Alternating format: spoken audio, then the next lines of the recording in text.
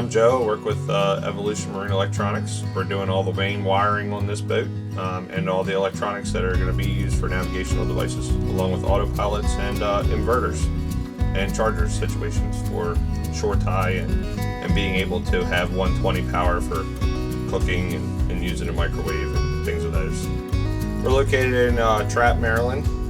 We do anything, including navigational stuff, rewires, inverter chargers, solar, anything that you need for your boat.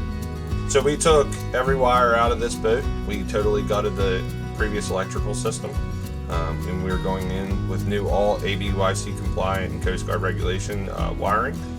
So now with the new electronics that are going on board, it's going to be much more modern.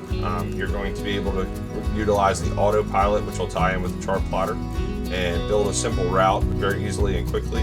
And also being able to utilize the radar for safety, and also AIS, which is able to see other vessels, and other vessels can see this vessel while they're piloting around for tours and whatnot. This is the first buyboat we've been able to work on. Have worked on other older wooden vessels in the past, old skipjacks and things of that nature.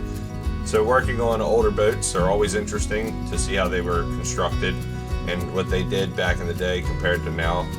Being in this industry, you get to see both sides of it. We wire brand new boats for composite yachts, so to go from brand new wood-free boats to 100% wood boat is it's really interesting to always be able to find the different ways things were done.